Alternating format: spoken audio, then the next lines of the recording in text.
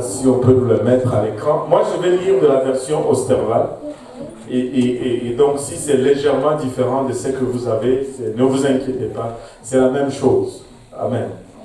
Mais moi, je lis la version Osterval aujourd'hui.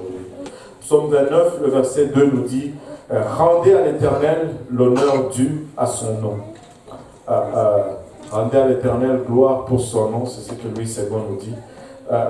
Prosternez-vous devant l'Éternel dans une sainte magnificence. Et Louis II nous dit, prosternez-vous devant l'Éternel avec des ornements sacrés. Ou dans une sainte magnificence. Alléluia. Prions tous ensemble, l'Éternel, nous te rendons grâce encore une fois pour ton amour, ta bonté et ta fidélité.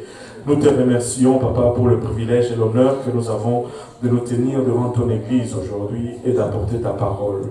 Nous reconnaissons, Papa, que ton Église, ton peuple, c'est le peuple le plus beau sur la face de la terre. Et merci pour le privilège de nous tenir devant eux aujourd'hui, alors que nous amenons ta parole.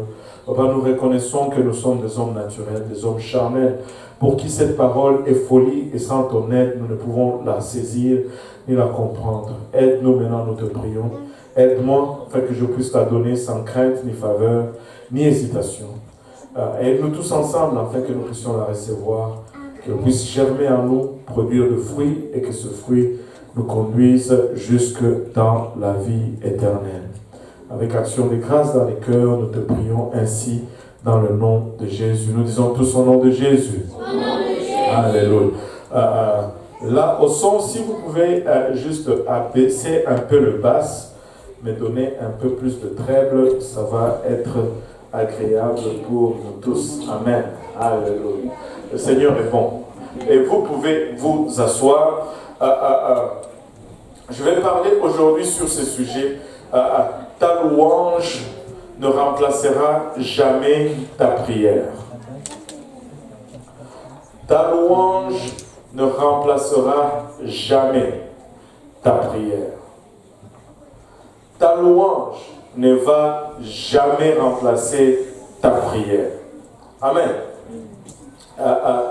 La première chose que je vais dire, c'est ceci, c'est que l'adoration ou la louange est un commandement divin.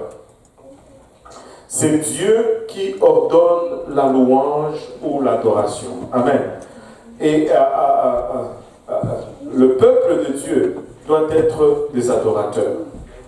Au début, nous avons notre louange était comme ci, comme ça. Mais il faut admettre que nous avons fait beaucoup de progrès avec l'adoration. Mais en est-il de même avec nos prières? Et c'est ce que nous allons essayer de voir aujourd'hui. Je ne suis pas contre l'adoration. Je ne suis pas contre les louanges. Je ne suis pas contre l'équipe de chant. Mais je trouve ça étrange que quand il est question de l'équipe de chant, si je disais aujourd'hui, nous recrutons dans l'équipe de l'adoration, je vais avoir 80% de l'église qui vont postuler. Mais si je dis par exemple, nous recrutons pour l'équipe d'intercession, je vais peut-être avoir 10% des gens qui vont postuler. Et si je disais par exemple que nous recrutons dans l'équipe de nettoyage, je vais avoir 1% des gens qui vont postuler. Pourquoi ce décalage?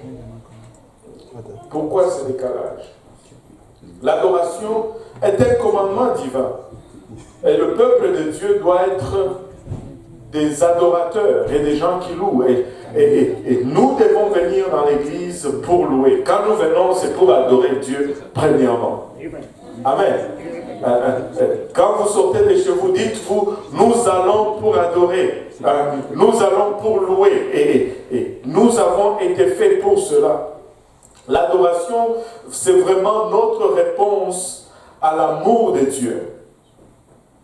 Nous savons que Dieu nous a aimés. Il nous a tellement aimés qu'il a mis sa gloire de côté pour un moment. il s'est rabaissé à notre niveau. Il est mort à la croix pour nous racheter. Nous ne pouvons pas ne pas le louer. Ne pas adorer Dieu serait un non-sens. Ça ne ferait pas de sens. Si quelqu'un venait aujourd'hui te donner $1000, disons, Pasteur Abou, comme lui, il travaille chez Desjardins, et c'est chez Desjardins, on garde beaucoup d'argent. Et il vient avec $1000 aujourd'hui, et il dit, bon, je ne sais pas, Jessica, par exemple, tiens, j'y me fais plaisir de te donner $1000 aujourd'hui. Hein? C'est sûr que la réaction de Jessica va être « Wow, Pasteur Abou, c'est le pasteur le plus gentil au monde. C'est le meilleur pasteur. Écoutez, il est sensible, il est plein d'amour. Et je vous dis, c'est un homme de prière. Il entend de la part de Dieu.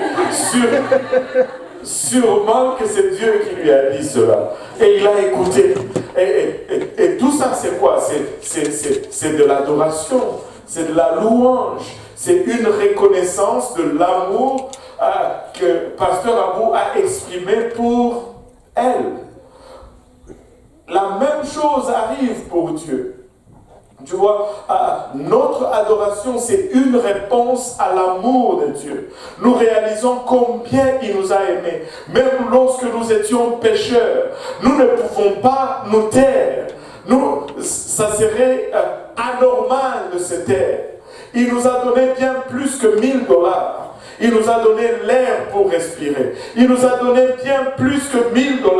Il nous a donné le temps que nous avons. Il nous a donné l'espérance de la vie éternelle. Il nous a donné la délivrance de nos péchés. Il nous a donné plein. Et si on commençait à énumérer, on ne finirait pas. Quelqu'un disait un jour, pourquoi je devrais remercier Dieu pour mon travail? Je l'ai cherché moi-même. Et la personne l'a regardé en retour, il a dit, ça te servirait à quoi ton travail si Dieu enlevait tout l'oxygène qu'il te donne pour respirer? Tu vas aller où avec ton travail? Tu vas tomber mort là. Écoutez, tout nous provient de Dieu, nous dépendons de Dieu pour toutes choses. Et nous devons reconnaître cela. Et quand nous reconnaissons cela, waouh, nous l'adorons. Amen. C'est une reconnaissance de l'amour de Dieu, de sa sainte présence. Écoutez, Dieu est saint.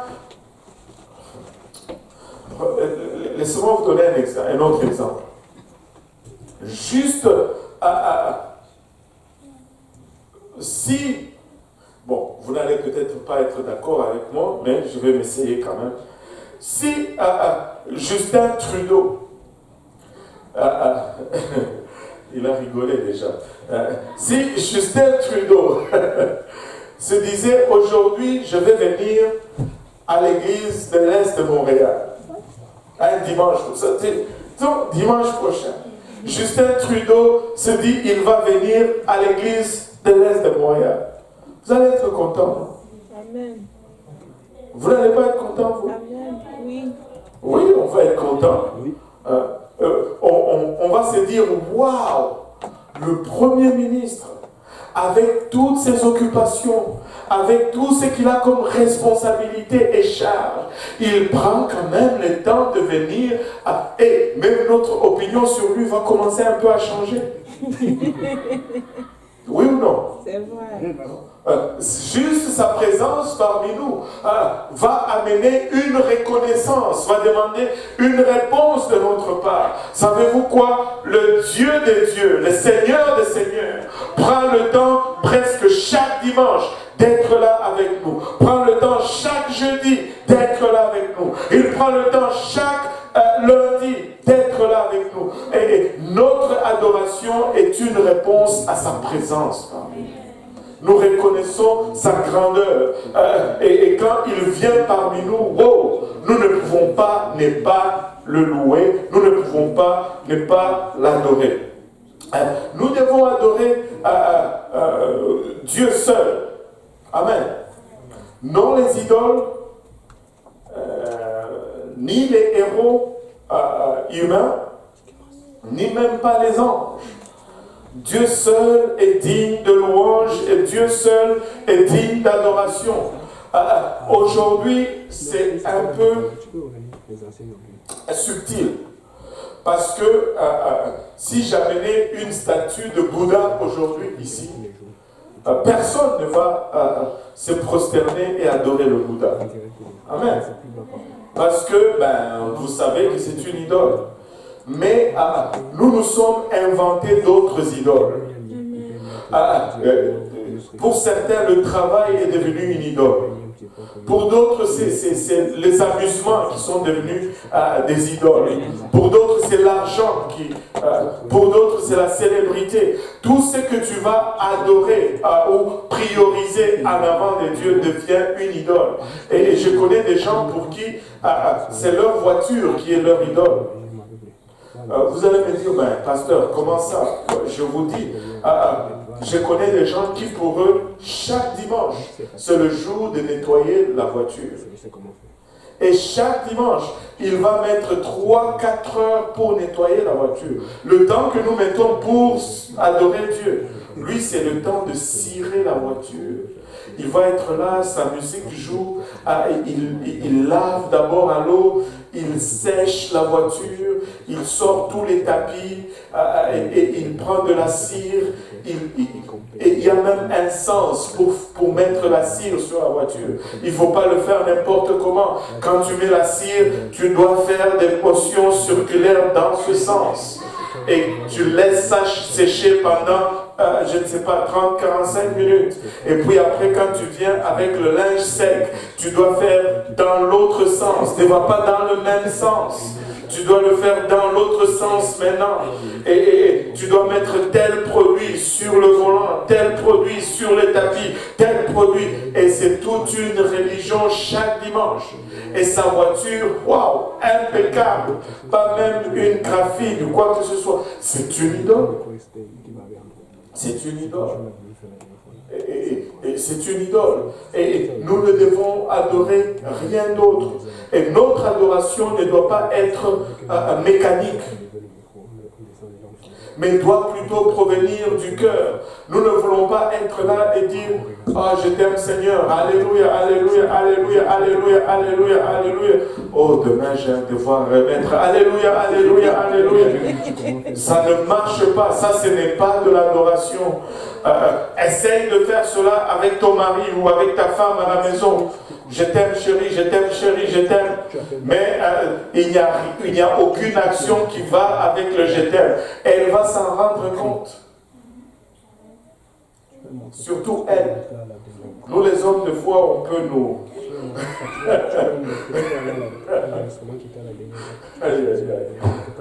Mais elle va s'en rendre compte et très vite que ce que tu fais là, c'est juste un service de lèvres. Et ton cœur n'est pas dedans. Elle va te ramasser avec ça. Si tu dis je t'aime, il faut que ça vienne du cœur. Et quand ça vient du cœur, ça ne sort pas comme je t'aime. C'est comme je t'aime, chérie. Tu le sais bien. Mais même des fois, tu le fais comme ça ne vient pas de là. Elle s'en rend compte quand même. Parce que ton cœur est ailleurs. Mais notre adoration doit venir du cœur. Quand on dit à Dieu qu'on l'aime, c'est parce qu'on le signifie vraiment à l'intérieur de nous-mêmes. Il faut que ça provienne de là. Si ce n'est pas là-dedans, va prier pour que ça soit d'abord là-dedans. Et puis après, tu vas le lui rendre comme il faut.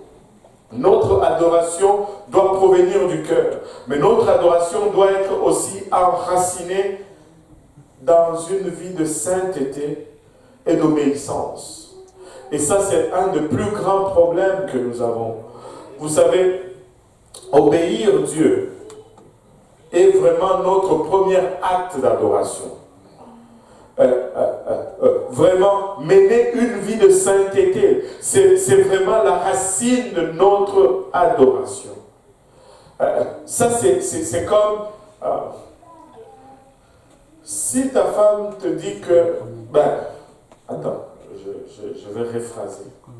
Tu dis, bon, tu sais, Pasteur Abou, il aimait beaucoup jouer au soccer. Enfin, il aime toujours. Ouais, toujours, encore. Alléluia. Maintenant, admettons, ok, juste par exemple, que la sœur Alice, elle n'aime pas le soccer. Elle n'aime pas que Pasteur Abou aille jouer au soccer.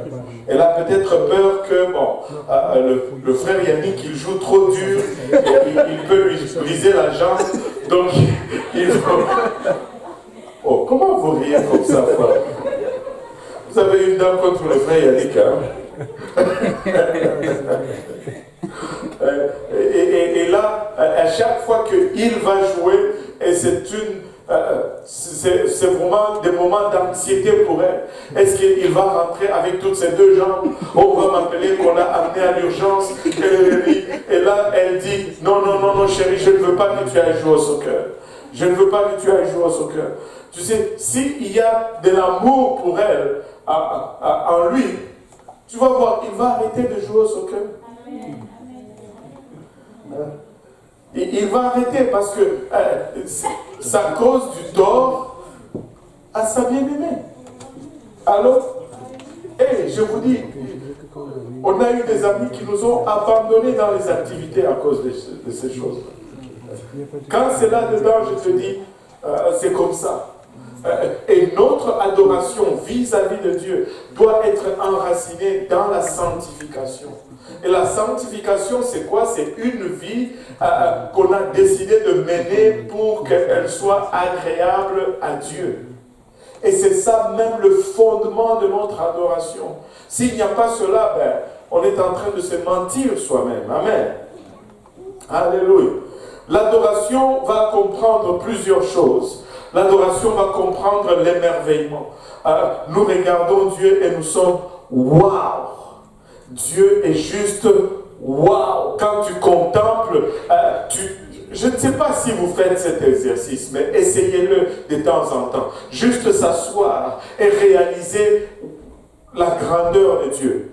Tu n'arrives pas à le concevoir. Tu sais, même l'univers, la science dit ceci. L'univers est en constante extension. L'univers est infini. Mais même cet univers infini grandit constamment. Vous savez pourquoi? Parce que Dieu est infini. Tu ne peux pas contenir Dieu.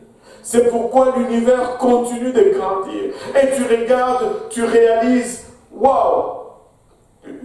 Dieu est juste grand. Tu ne peux pas ne pas t'émerveiller face à la grandeur, la magnificence de Dieu. Dieu est splendide. Si tu regardes la nature, ça nous dépasse.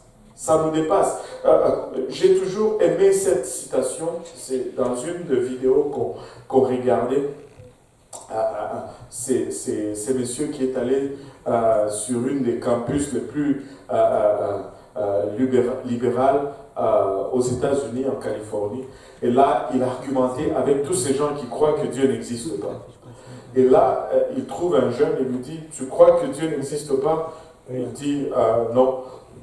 Il dit, tu crois que ça n'a pas pris une intelligence pour créer le monde?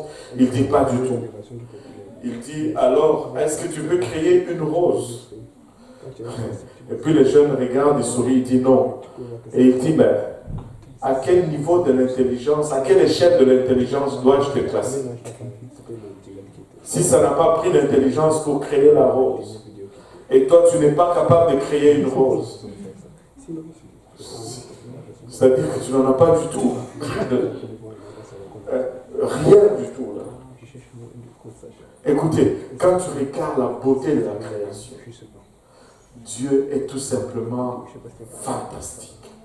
Tu regardes la majestuosité des montagnes. Je ne sais pas si vous avez déjà regardé l'eau. Moi, j'ai beaucoup de respect pour l'eau. À chaque fois que je traverse un pont, par voiture, plus la rivière est grande, plus mon cœur se resserre et plus j'ai du respect. C'est majestueux l'eau. C'est phénoménal. Prends juste le chemin pour aller à Ottawa. Quand tu quittes Montréal, tu vois juste, c'est juste un petit lac. Mais c'est puissant, c'est grandiose. Ça m'émerveille à chaque fois. Probablement parce que je ne sais pas nager. Mais je vous dis, c'est phénoménal. C'est majestueux l'eau. Alléluia. La louange et l'adoration va contenir les actions de grâce. Quand nous réalisons que Dieu nous a sauvés gratuitement, nous n'avons rien payé pour être là. Nous n'avons même pas mérité qu'on soit là. Mais il nous a amenés là et nous reconnaissons sa main dans notre vie. La louange va contenir la joie. Alléluia. Quand tu réalises que Dieu t'a sauvé, tu es content, n'est-ce pas? Il y a de la joie qui émane de ton cœur. La louange va contenir la musique, le chant. Nous avons chanté, nous avons joué aux instruments tout à l'heure. La louange va contenir les battements de mains. Des fois, nous battons les mains. Alléluia. La louange va contenir l'élévation des mains, les agenouillements. Des fois, nous allons vanter Dieu. Je n'ai pas trouvé un autre mot pour cela, mais des fois, nous vantons seulement Dieu. Et tu sais, le mot vanter a un sens péjoratif quand on l'applique à l'homme. Parce que quand on dit, toi tu es un vantard, Shadrach, si on te dit, tu es un vantard, c'est-à-dire, tu veux toujours montrer ce que tu es capable de faire. Mais laissez-moi vous dire, c'est impossible que ces mots soient appliqués avec un sens péjoratif à Dieu. Parce que Dieu peut toujours faire plus que nous ne pouvons même penser. Et tu ne peux pas énumérer tous les actes de Dieu et finir, arriver à une place où tu en as dit plus qu'il ne peut en faire. Il va toujours faire plus que tu ne peux en dire. Donc nous pouvons vanter Dieu un peu sans nous retrouver en train de commettre un péché ou une offense. Nous pouvons juste vanter Dieu un peu sans que ça soit... Et nous ne pouvons jamais exagérer avec Dieu. Nous ne pouvons pas exagérer avec Dieu. Et le mot retrouve un sens propre. Nous pouvons vanter Dieu. Des fois, dans nos louanges et nos adorations, il y a des pleurs. Nous pleurons dans la présence de Dieu. Il a tellement fait pour nous, des fois tu n'arrives même plus à dire, tu pleures seulement parce que tu sais que tu n'as pas mérité ce qu'il a fait. Waouh! Et tu commences juste à pleurer. Il est juste bon. Des fois, c'est le volume. Dans l'adoration, des fois, il y a le volume. Je ne sais pas si ça vous est déjà arrivé. Parlons pas ici d'abord, on doit contrôler le volume de temps en temps là-bas. Nous avons tendance à blaster quand nous voulons adorer Dieu. Mais je suis sûr que c'est déjà arrivé à quelqu'un ici. Tu es juste seul, peut-être dans ta chambre ou dans ta voiture. Tu es en train de prier ou d'écouter une prédication et ça te cogne là au cœur. Et la seule chose que tu as envie de faire, c'est juste de crier « Alléluia !» Et là, moi, ça m'arrive souvent. Je suis dans la voiture, je prie, je pense à la bonté de Dieu et j'ai juste envie de crier, de parler en langue fort. Et je vais crier tellement que la voiture à côté va entendre ce que je dis. Et là, je vais me rendre compte. Et là, je regarde, il me regarde. Je fais un sourire. Je suis normal. Je ne suis pas fou. Alléluia. Et il y a juste c'est quoi ça? C'est juste le volume. Des fois l'adoration demande juste le volume. Juste que ça soit fort, que ça cogne fort. Alléluia. Et des fois c'est la danse. Des fois nous dansons dans le Seigneur. Nous venons, nous dansons et nous faisons toutes ces choses. Et c'est le seul moment. C'est le seul moment. Même si tu danses mal, personne n'ose rire de toi. Parce que personne ne veut être stérile. Alléluia. Vous rappelez-vous? Donc, vous ne vous rappelez pas. Milka, la femme de David. David dansait devant les gens. Elle dit, mais c'est quoi ça? Et Dieu parle. Elle est devenue stérile. Et nous voulons avoir des enfants. Donc même si quelqu'un danse tout croche, alléluia, on l'encourage. Amen. Alléluia. Mais l'adoration, ça doit juste être exubérant. Nous voulons juste faire plus pour le Seigneur. Et c'est tout à fait normal. Mais une adoration authentique, regardez ceci. Quand nous adorons, l'adoration va produire des choses. Une adoration authentique, une adoration sincère va amener la bénédiction. Dieu va nous bénir parce que nous avons adoré avec exubérance. Une adoration sincère, des fois, va amener même la direction ou le zèle. Tu sais, tu sors de ces services où c'était chaud, où on a tellement dansé, on a tellement loué Dieu. Écoutez, on doit revenir à l'ancien temps, où on venait à l'église coiffé, on sort de là décoiffé. Toute ta chevelure que tu as pris le temps pour faire là, partie. Parce qu'on a tellement adoré Dieu.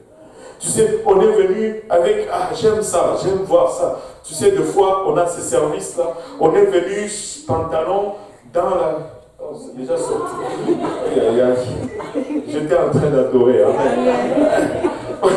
On est venu pantalon bien taqué plutôt chemise bien taqué dans le pantalon, tout en ordre. Mais tu vois le pasteur Yannick, il sort de là, la chemise sort en arrière de sa veste ici. Et sa cravate est défaite, toute trempée. Qu'est-ce que vous avez fait? Nous avons adoré Dieu. Nous avons juste adoré Dieu. Mais pourquoi? Laisse-moi te dire. Si tu savais d'où il nous a sortis, tu vas danser avec nous. Si tu savais qui nous étions et qui nous sommes aujourd'hui, tu vas défaire ta chemise aussi. Alléluia. Et quand tu sors de ce genre de service, et tu as envie d'évangéliser tout le monde, il y a un zèle à l'intérieur de toi. Tout est possible. Pourquoi tu as été dans une adoration intense? Une adoration intense, sincère ou authentique, va amener la délivrance. J'ai vu des gens... regardez, on était dans un service d'adoration. Juste la présence de Dieu, on chantait. Et tu vois la personne qui était assise sur le banc et qui commence. Et là, qu'est-ce qu'on fait? On la saisit, on prie pour elle, et le démon sort. L'adoration authentique va amener la délivrance. Parce que l'adoration authentique amène la présence de Dieu. Et dans cette présence de Dieu, tout devient possible. Écoutez, ne prenons jamais à la légère notre moment d'adoration. Ne prenons jamais à la légère notre moment d'adoration. L'adoration authentique va amener la joie. Tu as été à l'école, ton professeur t'a mal parlé. Tu as été à la maison, tes parents t'ont mal parlé. Ton mari ou ta femme a fait quelque chose que qui est lourd sur ton cœur, et tu viens malgré cela à l'église. Peut-être tu devais littéralement te traîner à l'église, mais tu arrives ici, on commence à chanter, on commence à adorer Dieu, et tu sens tranquillement comment l'atmosphère, plutôt le sentiment de ton cœur change. Tu pars de l'amertume à la joie, de la tristesse à la réjouissance. L'adoration change notre humeur. Et nous devons adorer Dieu. L'adoration amène un sens profond de la présence de Dieu. Et quand nous adorons comme il faut, Dieu vient. Et j'ai vu les gens changer d'attitude dans l'adoration. Tu sais, il vient, c'est calme. Il regarde d'abord tous ces gens et dit, oh, ils sont fous ces gens. Qu'est-ce qu'ils ont? Et puis après, de cette folie, il voit que quand même, c'est pas si pire. Et là, la première des choses qui change, c'est le visage. Tu vois, il va commencer à regarder autour et sourire un peu. Et puis après, les mains suivent. Après, ça commence aussi à bouger. Et puis après, avec tout le monde, on commence à courir, alléluia, à adorer avec tout le monde. L'adoration fait cet effet. Ça change les gens. Ça change les gens. L'adoration est authentique, peut même réduire l'ennemi au silence. L'adoration authentique peut réduire l'ennemi au silence. David nous le dit.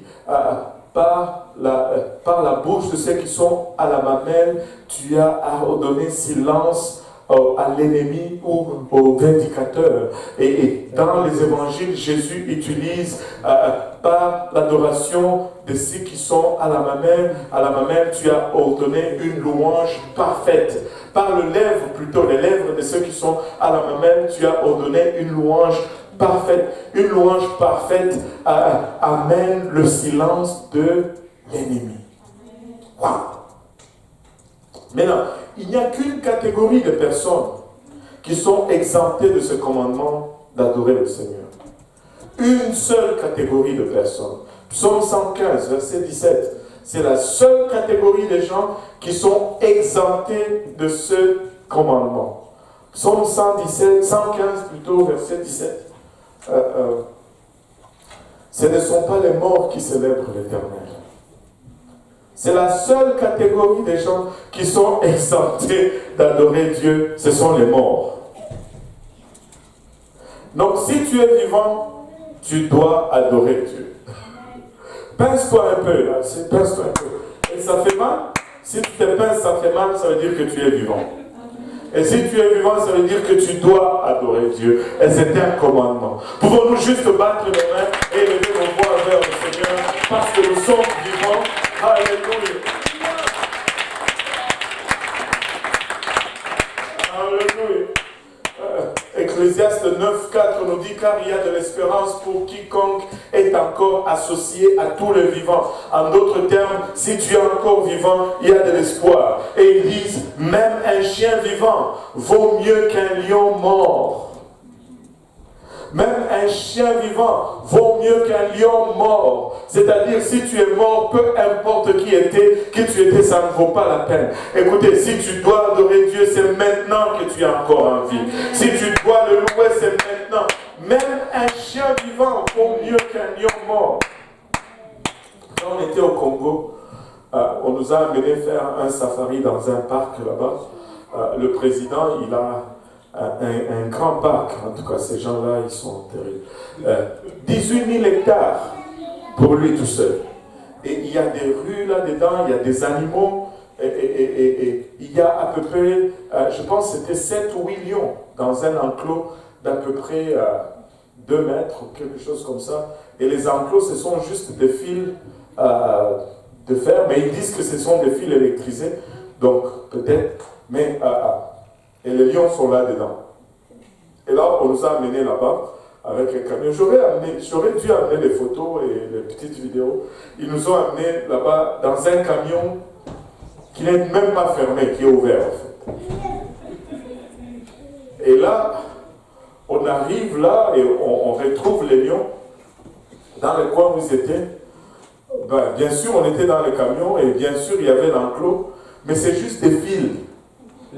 Et tu vois ce lion qui est de l'autre côté, tu commences quasiment à deviner ce qui se passe dans sa tête. C'était clair que quand ils nous ont vus, ils voyaient du steak. Et le chauffeur du camion, il s'arrête. Et il commence à nous expliquer, ça ce sont les lions, c'est la même race, mais celui-là, il est albinos. J'ai dit, waouh! Et tu pouvais voir la pigmentation était différente.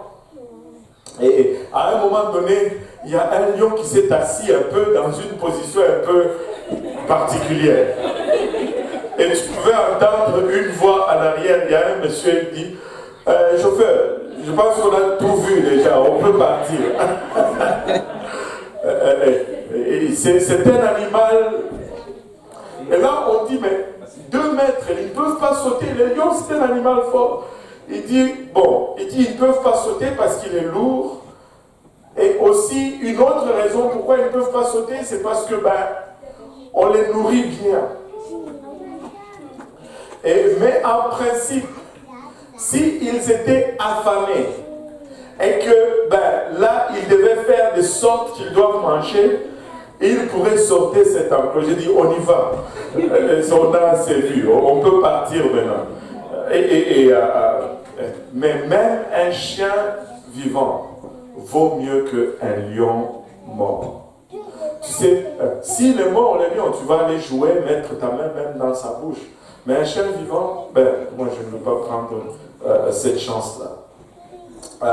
Proverbe 18, 21 nous dit, la mort et la vie sont au pouvoir de la langue, et celui qui en aime l'usage en mangera le fruit.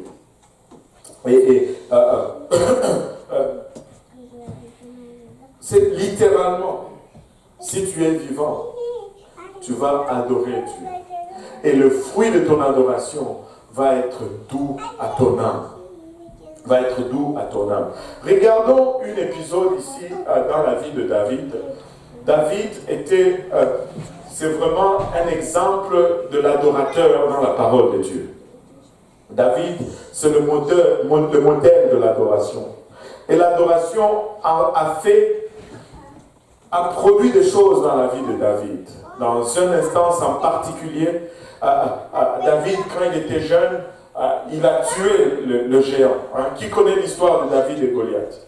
Tous les enfants connaissent l'histoire de David et Goliath. Il a tué le géant avec une lance-pierre. Le géant est tombé. Et après cela, il a été roi par le prophète Samuel. Mais quand il a été roi, le roi Saül, qui était sur le trône, est devenu jaloux de lui. Et il a commencé à vouloir le tuer. Mais après que Saül a commencé à vouloir le tuer, David a commencé à se cacher dans différentes grottes. Mais plus il s'est caché, plus Saül le poursuivait. Et à un moment donné, à 2 reprises, Saül a failli attraper David. Et David a commencé à avoir peur. Il dit finalement, si ça continue comme ça, Saül va éventuellement m'attraper. Et il a pris une décision qui n'était pas très très sage, mais c'est ce qu'il avait en ce temps. Il est allé se cacher chez les ennemis de Saül. Or, lui-même, il avait tué les géants de ses ennemis. Et ses ennemis étaient des Philistins. Il est allé se cacher chez les Philistins. Et là, pendant qu'il s'est caché sur les Philistins, il y a quelqu'un qui l'a reconnu après un temps. Il dit, mais lui, c'est celui-ci qui avait tué les géants. Il est allé le rapporter au roi Abimelech. Il dit, mais cet homme que tu as là, c'est lui qui avait tué notre géant, tu te rappelles? Et là, le roi Abimelech dit, amenez-les-moi. Et là, David s'est dit, wow, là, je suis mort. On a dit au roi, c'est celui dont on chantait, Saül a tué ses 1000, mais lui, il a tué ses 10 000. Là, on amène David chez le roi, et David, dans ce moment de désespoir, qu'est-ce qu'il a fait? Il a tout simplement loué le Seigneur. Mais le mot qu'on utilise là-bas, la Bible dit qu'il a fait le fou devant le roi. Mais le mot fou n'est pas juste n'importe quel mot. Si tu veux comprendre, le mot fou dans hébreu, c'est le mot shagar. Mais David n'a pas fait shagar. David a fait halo. Halo, c'est le mot d'où nous avons alléluia. C'est la racine du mot alléluia qui est le mot adoration, le mot pour l'adoration dans toutes les langues. C'est le même mot. En anglais c'est alléluia, en français c'est alléluia, en swahili c'est alléluia, en créole c'est alléluia, en chiluba c'est alléluia, en lingala c'est alléluia, en moré c'est alléluia. C'est le même dans toutes les langues. C'est le même dans toutes les langues. Et David n'a pas fait le fou, genre le stupide. Non. il a loué le Seigneur. Il a commencé à louer le Seigneur tellement intensement qu'il paraissait fou. Il louait le Seigneur tellement que la bave sortait sur sa barbe. Et quand le roi le regarde, il dit, mais il est fou. Mais David n'était pas fou chaga. David était fou d'adoration. Parce qu'il a compris une chose, que ça prend la présence de Dieu pour me sortir de cette situation. Et le Dieu d'Israël est un Dieu qui se cache dans les louanges de son peuple. Seigneur, je vais te sortir de ta cachette aujourd'hui. Il a tellement loué Dieu que le roi le regarde et dit, mais il est fou, sortez-moi-le d'ici. Et là, alléluia, quand on le sort de là, et c'est comme ça qu'il a pu échapper à la mort. Et il écrit ceci dans le psaume 34. Il écrit ceci, psaume 34, le premier verset, il dit ceci. Regardez, psaume de David, lorsqu'il contrefit l'insensé en présence d'Abimelech et que chassé par lui, il s'en alla. La Bible dit, je bénirai l'Éternel en tout temps. Je bénirai l'Éternel en tout temps. Nous, si nous étions dans la situation de David, je pense que notre réaction allait être contraire. Nous allions commencer à pleurer. Allô? Ah, oui, oui. Nous allions commencer à pleurer et à nous plaindre. Seigneur, pourquoi moi j'ai tué les géants? Là, tu me laisses dans cette situation. Alors que c'est nous-mêmes qui sommes allés là-bas. C'est nous-mêmes qui étaient allés là-bas. Mais David a compris qu'en tout le temps, je vais bénir l'Éternel. En ce moment, je vais le louer. Où la détresse est à ma porte, je veux alors l'adorer comme je ne l'ai jamais adoré auparavant. Il dit, je bénirai l'Éternel en tout temps. Sa louange sera continuellement dans ma bouche. Mon âme se glorifiera en l'Éternel, les débonnaires l'entendront et se réjouiront. Magnifiez l'Éternel avec moi. Exaltons son nom tous ensemble. En d'autres termes, en présence de ses ennemis, il est en train de dire, hey, venez louer l'Éternel avec moi. Et il regarde cela, il dit, il est fou ce type, chassez-le d'ici. Et ainsi, il a échappé à une mort certaine. L'adoration a épargné la vie à David. La louange est puissante. L'adoration est puissante. Mais malgré toutes ces choses extraordinaires que l'adoration peut faire, il y a une chose qu'elle ne peut faire. Ton adoration ne peut remplacer ta prière. Regardez, avez-vous déjà vu, c'est sûr que vous l'avez déjà lu, Ephésiens 6, l'armure que nous devons nous revêtir pour lutter, alléluia, du verset 11, et nous les lisons très souvent, revêtez-vous de toute l'armure de Dieu, afin que vous puissiez tenir ferme contre les artifices du diable. Qu'est-ce que ça nous dit? Revêtez-vous de toutes les armes de Dieu, afin de pouvoir tenir ferme contre les ruses du diable. Amen. Et nous aimons cette armure. Et quand nous lisons cette armure, très souvent nous faisons une erreur fatale. Nous arrêtons souvent au verset 17. Le verset 18 fait partie aussi de cette armure. Regardons un peu tous ces versets. Car ce n'est pas contre la chair et le sang que nous avons à combattre. Amen. Regarde ton voisin, dis-lui, ce n'est pas contre la chair et le sang. Alléluia. En d'autres termes, ce n'est pas contre la personne à qui tu viens de parler maintenant que tu es en guerre. Allô? Ce n'est pas contre ton frère ou ta soeur que tu es en guerre. Alléluia. Laisse-moi te dire contre qui tu es en guerre, mais contre les principautés, contre les puissances, contre les princes des ténèbres de ce siècle, contre les puissances spirituelles de la méchanceté dans les lieux célestes. Nous ne sommes pas en guerre entre nous. Nous sommes en guerre contre le diable. Amen. Allô? Prochainement, ne te fâche pas contre ton frère ou ta soeur, mais fâche pas toi plutôt contre le diable. Alléluia. C'est pourquoi prenez toutes les armes de Dieu afin que vous puissiez résister dans les mauvais jours et qu'ayant tout surmonté, vous demeurez fermes. Et là, il commence à citer, soyez donc fermes, vos reins saints de la vérité. Alléluia. Ça va nous prendre la vérité. Sans la vérité, nous ne pouvons pas y arriver. Surtout en ce jour où plusieurs fausses doctrines courent les rues, nous devons aimer la vérité plus que toute autre chose. Nous devons nous attacher à cette vérité plus que à n'importe quel moment. Le jour où tu laisses tomber la vérité, tu y es perdu, je te dis. Revêtu de la cuirasse de la justice, nous devons toujours pratiquer la justice. Écoutez, nous devons être honnêtes avec nous-mêmes. C'est impossible de pratiquer la justice lorsque nous ne sommes même pas honnêtes avec nous-mêmes. Nous devons parler dans l'honnêteté et émettre un son juste. Ne pas inventer les choses. Amen. Alléluia. Les pieds chaussés du zèle de l'évangile de la paix. Écoutez, nous devons être zélés pour cet évangile. Parce que sans l'évangile, nous sommes perdus. La seule chose qui compte, c'est l'évangile. Si tu n'as pas l'évangile, tu n'as plus rien. La seule chose qui compte, c'est l'évangile. Il faut que tu réalises cela. L'évangile produit le salut en nous. Et si tu n'as plus de salut, tu n'as plus rien.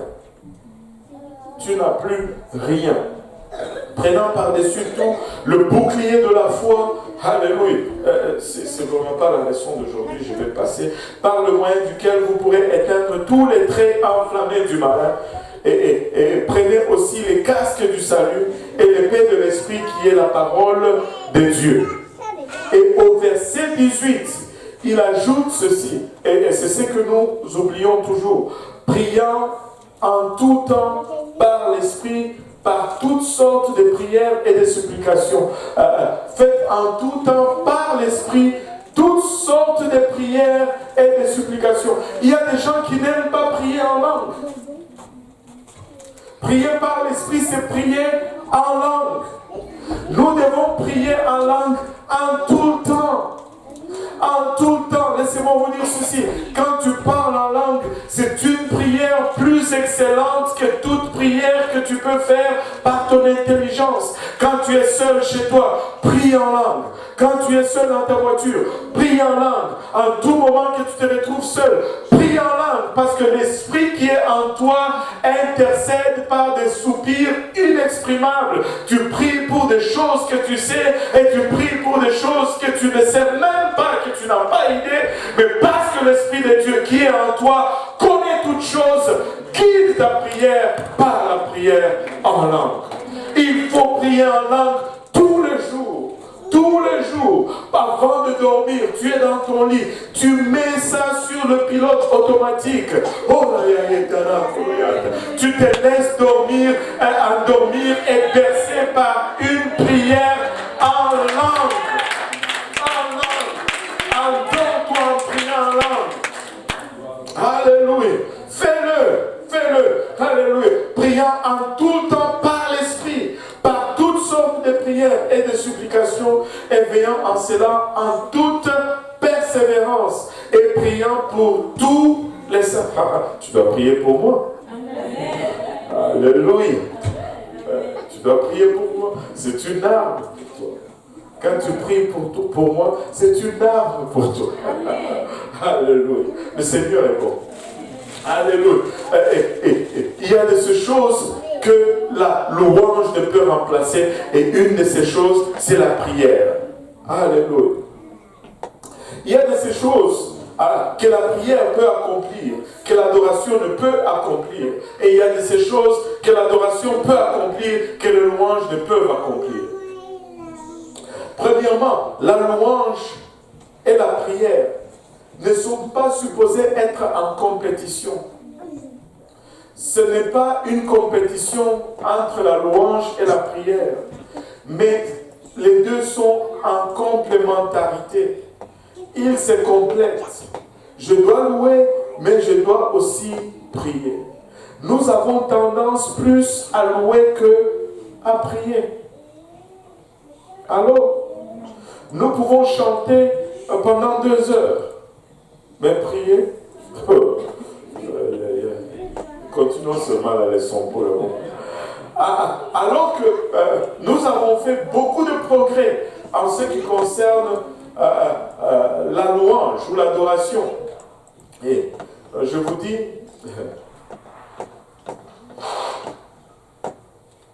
je ne sais pas si vous étiez là quand nous avions commencé. Vous n'étiez pas là ce jour. Beaucoup n'étaient pas là. Quelques-uns sont là. Le frère Achille, le frère Yannick, le pasteur Abou, ils étaient là quand on a commencé à l'église de l'Est ici. On était dans le sous-sol d'un truc sur Sherbrooke. Quand on a commencé, le piano qu'on avait, c'était le petit piano de 75 $. Donc, quand on commençait à chanter, nos voix étaient plus fortes que le piano. On avait un système de son, c'était une petite boîte carrée. Je pense qu'on l'a encore en bas quelque part. Là. On devait amener ça dans le musée de l'évangélisation. Tu ne peux pas brancher deux choses en même temps dans cette affaire. Et je me rappelle, éventuellement, on a acheté ce beau piano et il nous a servi. Ça fait quoi 7 ou 8 ans qu'on l'a. Et nous voulons les garder encore longtemps. Amen. C'est pourquoi, écoutez, ne laissez pas les enfants jouer là-bas. Nous aimons les enfants, mais nous devons leur apprendre la discipline. Ce n'est pas des jouets. Et si on n'inculque pas cela dans les enfants, ils ne vont pas avoir le respect de la maison de Dieu. Nous les aimons beaucoup, mais nous voulons respecter la maison de Dieu. Amen. Nous voulons garder ça encore plus longtemps. Si ça peut nous servir quelques autres années, qui sait? Alléluia. Et après, nous avons acheté une batterie. Ça, ce n'était pas notre première batterie. Notre première batterie était encore plus cheap que ça. Mais nous avons fait des progrès. Avant, c'était juste une personne qui chantait. Maintenant, on a 3, 4 personnes qui chantent à chaque service le matin. On n'avait pas de répétition. Maintenant, on a des répétitions 2 semaines ou quelque chose. Et nos chants commencent à avoir du sens. Avant, ça faisait mal aux oreilles. J'ai une vidéo de Sifa quand elle jouait pour la première fois à l'église de l'Est dans le service. C'était ching, ching, ching, ching, ching. Le frère Achille, il ne jouait pas toujours comme ça. Vous pouvez lui demander, lui-même, il dit, je n'ai jamais oublié ce témoignage, il disait ceci: oh, pasteur, au début, ça faisait mal aux oreilles quand je me pratiquais. Lui-même, ça lui faisait mal aux oreilles.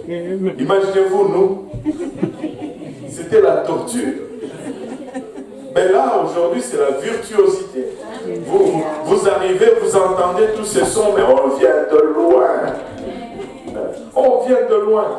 On a fait beaucoup de prières, beaucoup de progrès dans la dimension vraiment de l'adoration. Mais la prière, c'est probablement un art en voie d'extinction dans l'Église maintenant.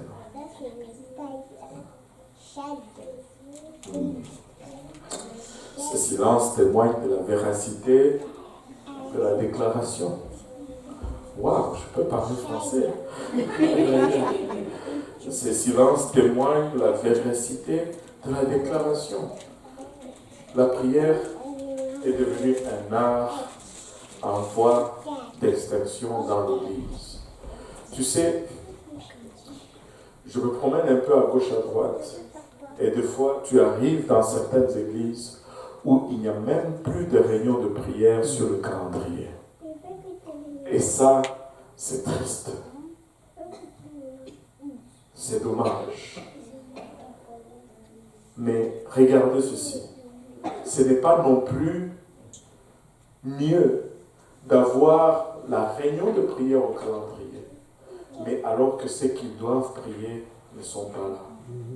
On l'a seulement par formalité, mais quand c'est le moment de prier, nous ne sommes pas là, ça ne nous sert de rien non plus.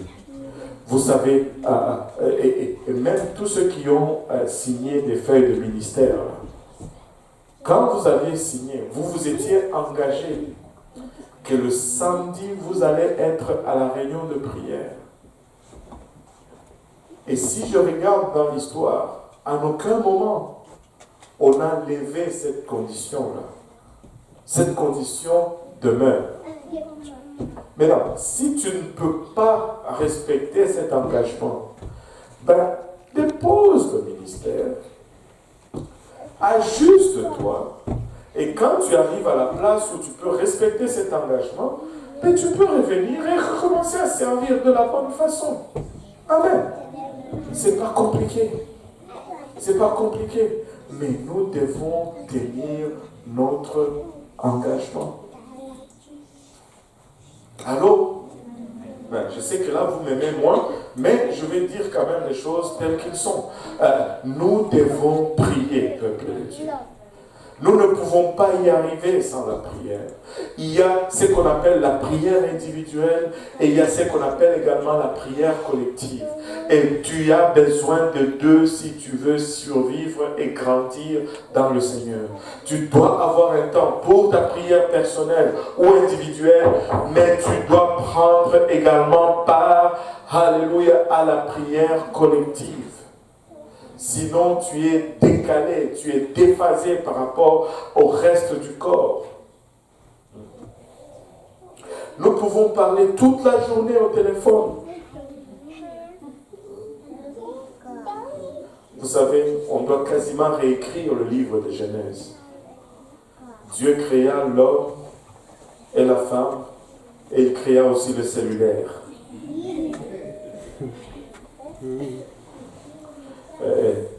Nous pouvons passer des journées au téléphone. Nous pouvons passer des heures en consultation ou en conseil. Et les gens aiment ça. Venir dans le bureau du pasteur et parler, et parler, et parler. Là, vous parlez à quelqu'un qui ne peut rien pour votre problème. Mais nous avons de la difficulté à parler 5 minutes au Dieu qui peut régler tous nos problèmes. Regardez, 1 heure de conversation dans mon bureau va produire toujours moins que 5 minutes de conversation avec l'Éternel seul dans ta chambre. Je ne veux pas dire que je ne veux pas vous voir, non, c'est pas ça. Mais mettons les priorités à la bonne place. Avant de venir me voir, parle à Dieu d'abord. Allô? Allô? Nous devons prier.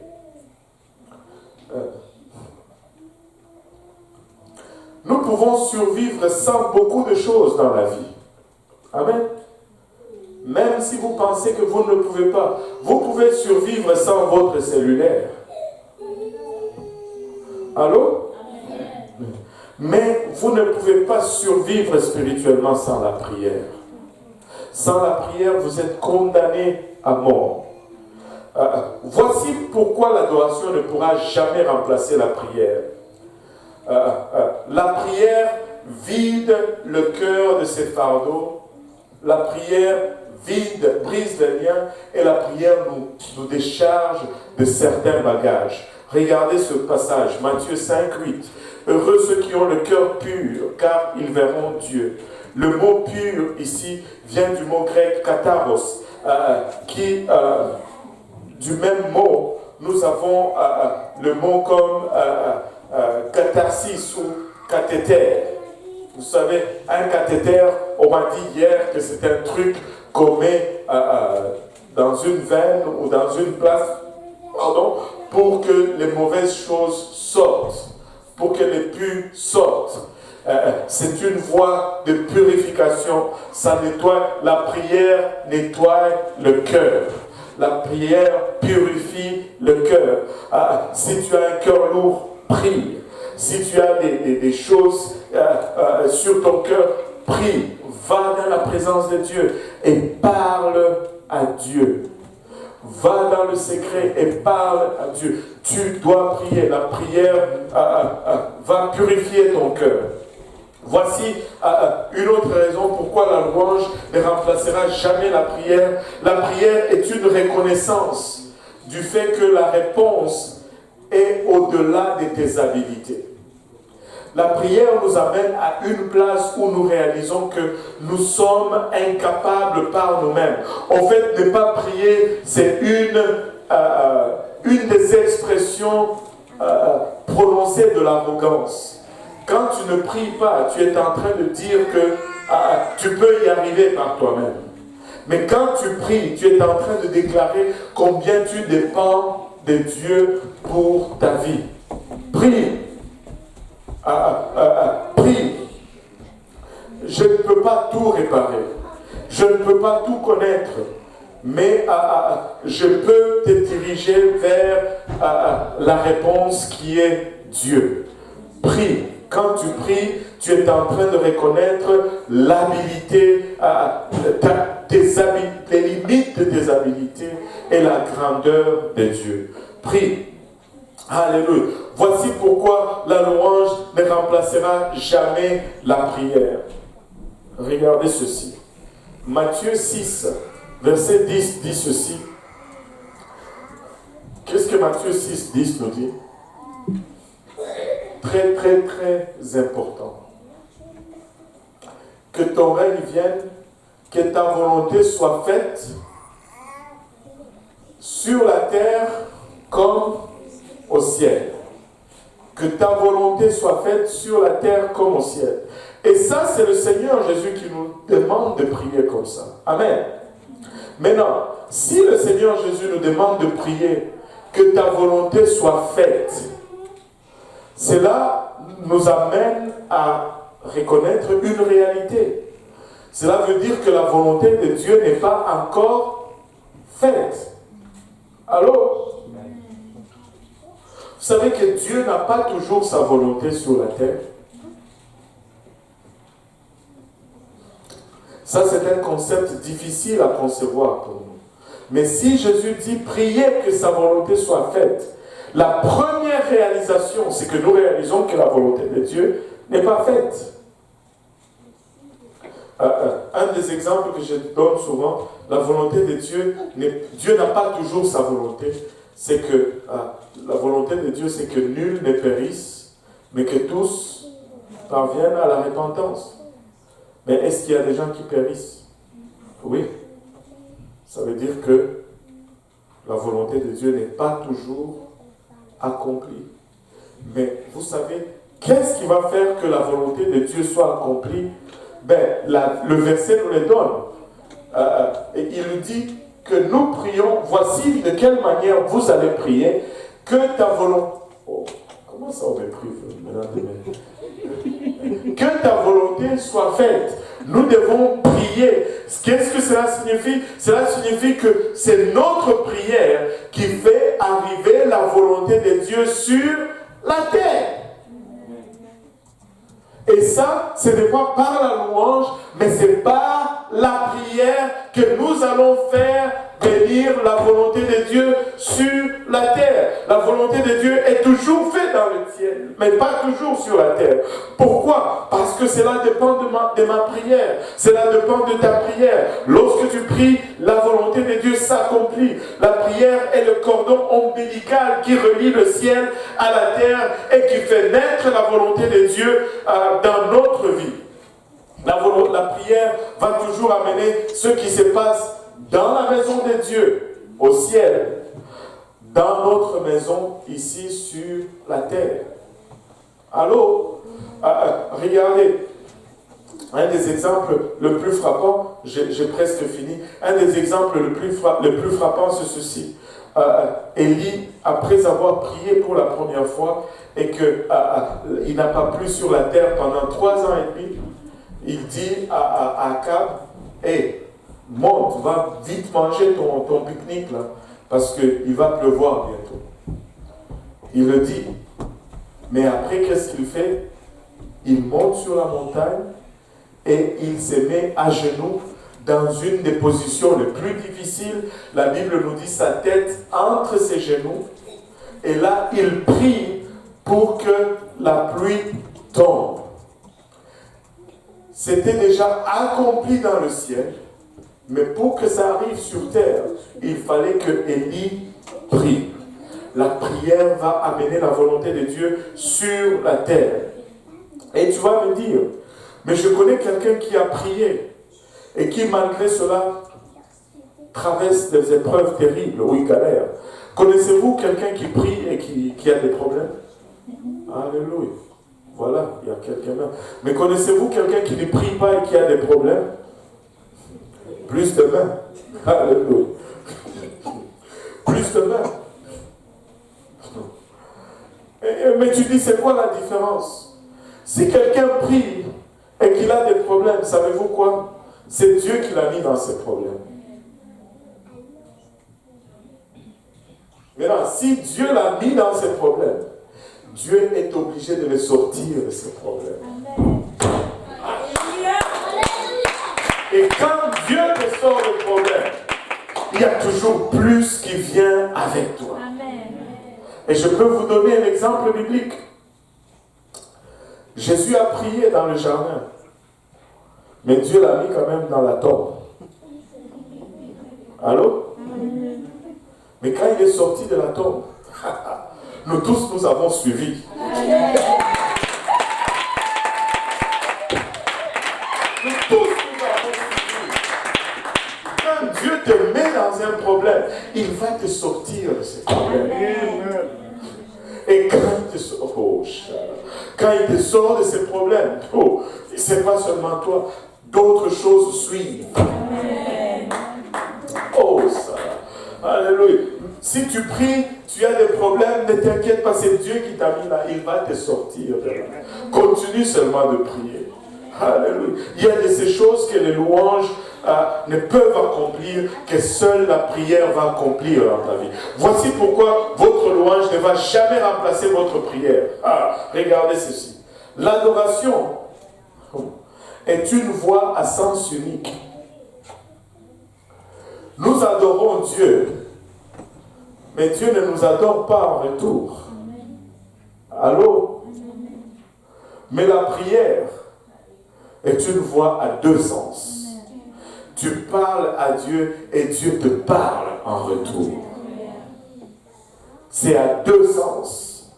C'est à deux sens. Ce n'est pas une voie à sens unique. Nous pouvons adorer Dieu, adorer Dieu, adorer Dieu, adorer Dieu. Mais Dieu ne va jamais nous adorer en retour. Mais quand nous commençons à lui parler dans notre prière, écoutez, si nous prenons le temps, il nous parle en retour. Et ça, c'est une des raisons... on va parler, regardons, une des raisons pourquoi beaucoup de gens n'obtiennent pas de réponse dans leur prière. La première raison pourquoi les gens n'obtiennent pas de réponse dans leur prière, c'est parce qu'ils n'écoutent pas. Nous sommes habitués à une façon de prier. Nous allons aller...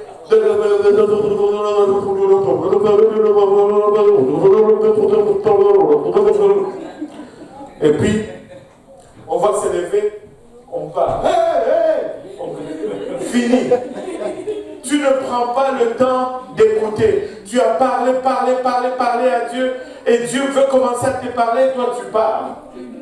Non, attends, écoute, nous devons inclure dans notre temps de prière un moment de silence où nous écoutons Dieu.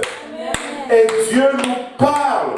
Si tu exerces cette habitude, Dieu va commencer à te parler. Regarde, je vais t'aider un peu, je vais juste te donner un truc. Il y en a qui font ceci. Ils vont lire la parole de Dieu et puis après ils vont prier.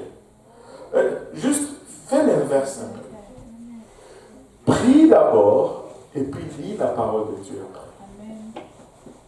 Juste prie d'abord et lis la parole de Dieu après. Et puis après avoir lu la parole de Dieu, juste garde silence. Juste reste là dans la présence de Dieu. Il est là. Tu n'as même pas besoin de t'imaginer qu'il est là. Il est là. Juste reste tranquille pour un temps. laisse Dieu te parler. Et il va te parler. Et très souvent, les gens, c'est une chose qu'on a tous vécue. C'est quand on est venu à Dieu, les gens disaient, ah, Dieu m'a dit ça. Ah, Dieu m'a parlé aujourd'hui. Comment ça, Dieu te parle? Waouh! Et là, tu sais, on demande, on pose la question. En tout cas, moi, mais comment est-ce que Dieu t'a parlé? Parce que je voulais aussi qu'il me parle, mais je ne savais pas. J'ai dit, comment est-ce que Dieu t'a parlé? Et là, la personne te regarde et te dit, les jours où il va te parler, tu vas seulement savoir. Là, tu dis, ouais, c'est ça. C'est toujours comme ça. C'est juste des inventions. Tu vois. Et là, un jour, nous prions et puis Dieu nous parle. Nous sommes comme, wow, il parle. Et là, Shadrach vient à notre tour et il nous demande, mais comment est-ce que Dieu t'a parlé? Et toi aussi, quand il va te parler, tu vas seulement savoir. Parce que c'est difficile d'expliquer que Dieu, il m'a parlé comme ça. Et tu te retrouves à donner la même réponse qu'on te donnait. Et aussi, il ne parle pas de la même façon à tout le monde. Mais tu dis, mais comment vais-je savoir distinguer la voix de Dieu? Laisse-moi te dire ceci. Ça, c'est une chose que je dis souvent aux gens. Quand tu lis la Bible, tu entends comme si c'est une voix, c'est comme si quelqu'un te parle. Plus tu lis ta Bible, c'est comme s'il y a un son en arrière de ta lecture. Mais quand Dieu va te parler, ça va être pareil. Ça va être pareil. Des fois, quand il va te parler, tu vas sentir comme si c'est ton pasteur qui te parle.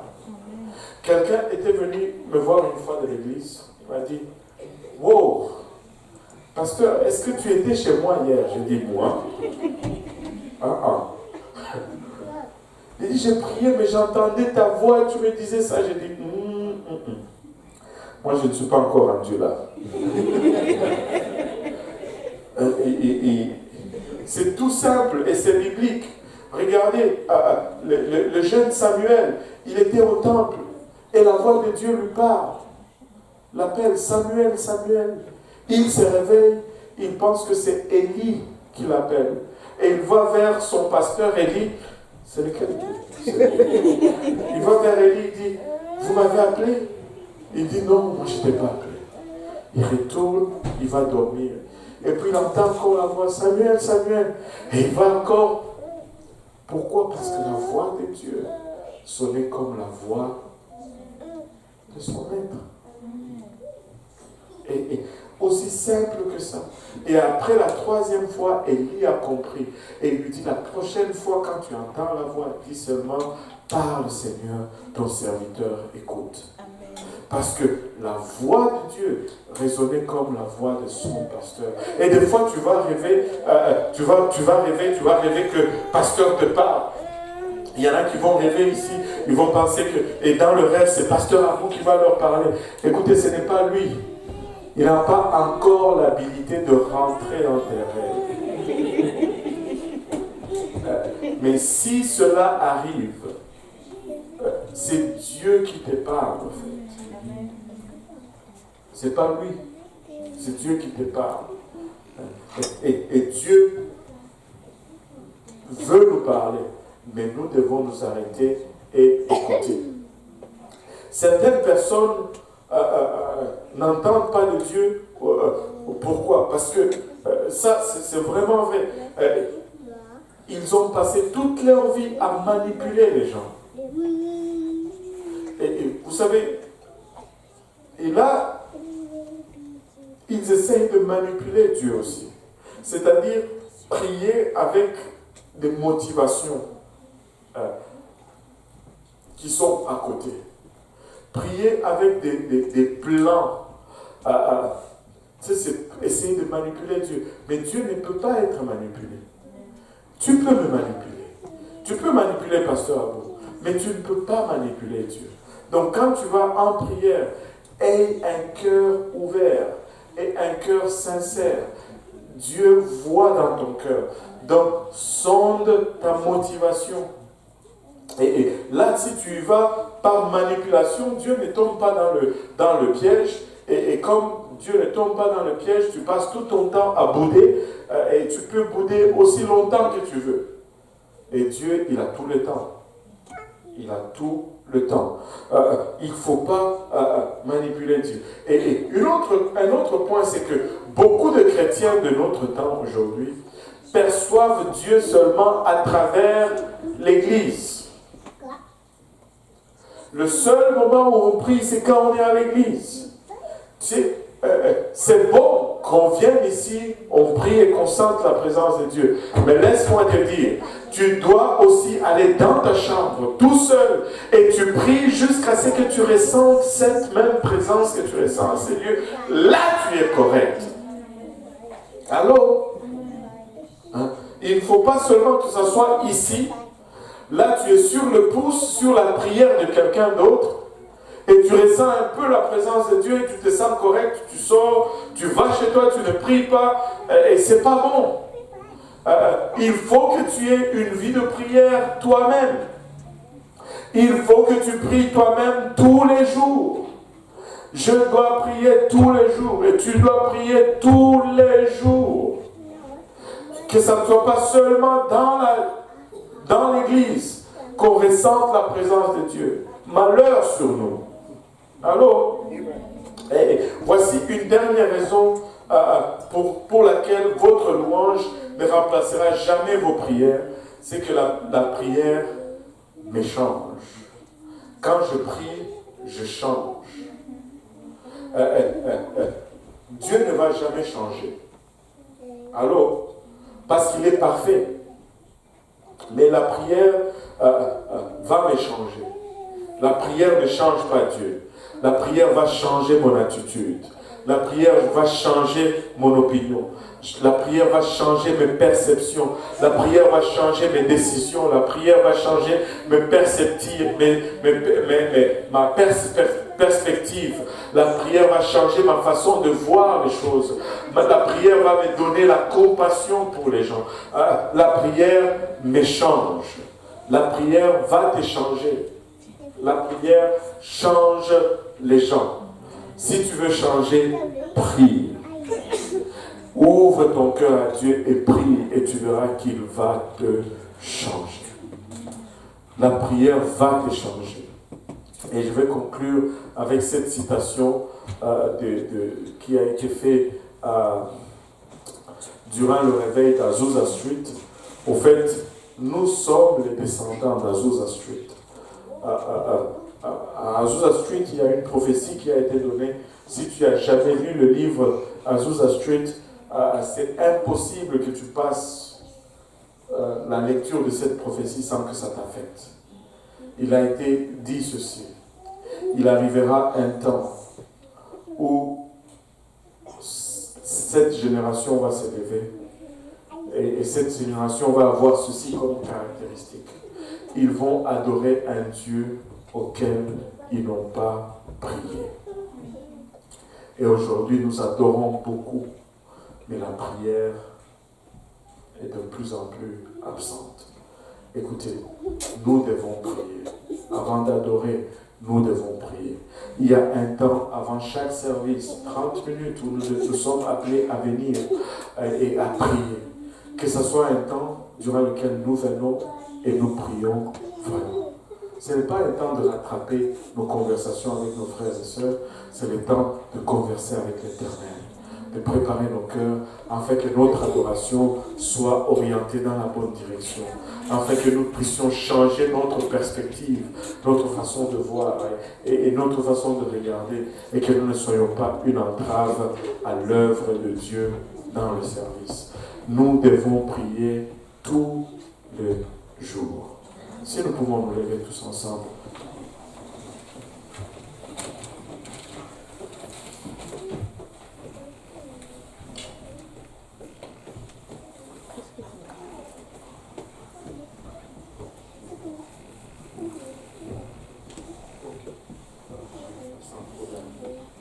Alléluia.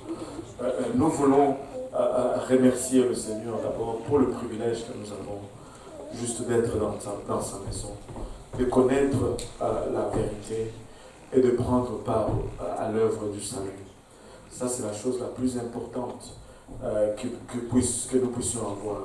Mais dans cela, après cela, nous devons persévérer dans ceci. Et la prière devient centrale dans notre marche et dans notre effort pour que nous puissions parvenir à ce que Dieu a en réserve pour nous. Amen. Et peut-être que vous êtes à une place où votre vie de prière a pris un coup. Laissez-moi vous dire ceci, ne vous découragez pas, mais élevez juste votre voix, que le Seigneur restaure votre temps de prière. Amen. Et il va le faire. Il va le faire. Mais si votre vie de prière va bien, ben prenez le temps de le remercier et qu'il vous garde et que votre marche ne chancelle pas. Amen. Si nous pouvons élever nos voix juste pour un moment. Alléluia. Papa, nous te rendons grâce éternelle pour ton amour, ta bonté, ta fidélité. Nous te remercions éternel pour le privilège que nous avons de nous réunir en ces lieux, Papa, et de, oh Père, sentir ta présence parmi nous. Papa, nous te remercions pour le privilège du salut. Nous te remercions, Papa, pour le privilège de l'œuvre, Seigneur. En ce moment, nous venons, Papa, avec nos vies de prière, toi qui sondes les cœurs et le rein. Sonde-nous aujourd'hui et connais-nous, Papa, il a restaure, Papa, nos vies de prière chancelant, Seigneur. Restaure, Papa, il a à notre temps dans ta présence, Seigneur. Nous ne voulons pas, Papa, avoir un service juste de lèvres, Seigneur. Nous voulons passer du temps dans ta présence. Nous voulons passer du temps avec toi, Seigneur Jésus-Christ. Aide-nous, Seigneur Jésus. Aide-nous, éternel. Alléluia.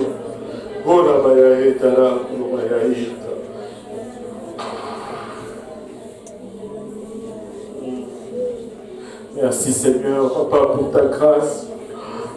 Merci, Papa, pour ta miséricorde, Seigneur. Mais nous plaidons avec toi aujourd'hui, Seigneur Jésus-Christ. Alléluia. Que ce désir d'être dans ta présence aille grandissant dans nos vies, Seigneur.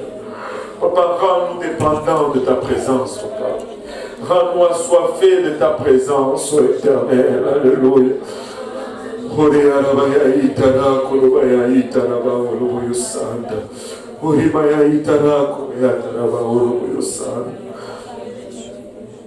Papa, pour ceux d'entre nous, Papa, dont Papa, la vie de prière est encore en feu, Seigneur, nous te remercions.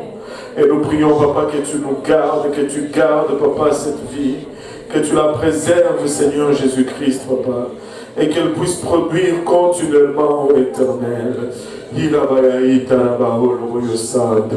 Au nom de Jésus, au nom de Jésus, au nom de Jésus, Papa, nous venons contre toute distraction, Papa. Nous venons, Papa, contre toute fausse conception, Seigneur. Dans le nom précieux de Jésus, dans le nom de Jésus, Alléluia. Alléluia. Il y a la sœur Ashley qui va subir une opération demain et nous voulons juste prier pour elle. Si elle peut venir en avant en ce moment, pasteur, tu